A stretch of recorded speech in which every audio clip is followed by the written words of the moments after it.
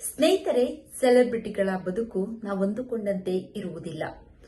ವೃತ್ತಿ ಜೀವನದಲ್ಲಿ ಸಾಕಷ್ಟು ಯಶಸ್ಸನ್ನು ಕಂಡಂತವರು ತಮ್ಮ ವೈಯಕ್ತಿಕ ಬದುಕಿನಲ್ಲಿ ಯಶಸ್ಸು ಕಂಡಿರುವುದಿಲ್ಲ. ತಮ್ಮ ಸಾಂಸಾರಿಕ ಜೀವನವನ್ನೇ ಹಾಳು ಮಾಡಿಕೊಂಡಂತಹ ಉದಾಹರಣೆಗಳು ಸಿನಿ ರಂಗದಲ್ಲಿ ಸಾಕಷ್ಟಿವೆ.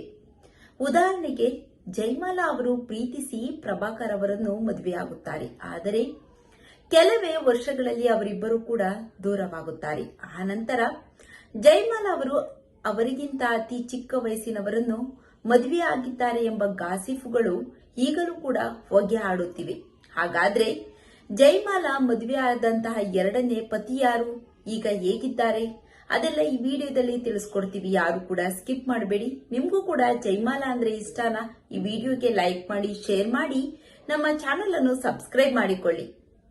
ಹೌದು ಗೆಳೆಯರೆ, 1985ರಲ್ಲಿ ನಟಿ ಜಯಮಾಲಾ ಪ್ರಭಾಕರ್ ಅವರೊಂದಿಗೆ ದಾಂಪತ್ಯ ಜೀವನಕ್ಕೆ ಕಾಲಿಡುತ್ತಾರೆ. ಇವರಿಗೆ ಸೌಂದರ್ಯ ಎಂಬ ಮಗು ಜನಿಸಿದ ನಂತರ ವೈಯಕ್ತಿಕ ಮನಸ್ತಾಪಗಳಿಂದ 1988ರಂದು ವಿಚ್ಛೇದನ ಪಡೆದ ಜಯಮಾಲಾ 1990ರಲ್ಲಿ ತಮಗಿಂತ ವಯಸ್ಸಿನಲ್ಲಿ 11 ವರ್ಷ ಚಿಕ್ಕವರಾದ ಎಚ್.ಎಂ. ರಾಮಚಂದ್ರ ಅವರನ್ನು ಎರಡನೇ ಮದುವೆಯಾದರು. ಹೌದು ಸ್ನೇಹಿತರೆ, ಎಚ್.ಎಂ. ರಾಮಚಂದ್ರ ಅವರು ಕೂಡ ಸಾಕಷ್ಟು ಸಿನಿಮಾಗಳಲ್ಲಿ ಅಭಿನಯಿಸಿದ್ದು ತಮ್ಮ ಹೆಂಡತಿಯಂತೆ ಭಾರಿ ಪ್ರಖ್ಯಾತಿಯನ್ನು ಪಡೆದಿದ್ದಾರೆ. ಈ ಸುಂದರ ನಟಿ ಇಂದಿಗೂ ಕೂಡ ಪರಭಾಷೆಯ ಸಿನಿಮಾಗಳಲ್ಲಿ ಪೋಷಕ ಪಾತ್ರದಲ್ಲಿ ಅಭಿನಯಿಸುತ್ತಾ ರಾಜಕೀಯಕ್ಕೂ ಧುಮುಕಿ ಸಚಿವೆಯಾಗಿ ಜನಸೇವೆಯಲ್ಲಿ ಭಾಗಿಯಾಗಿದ್ದಾರೆ.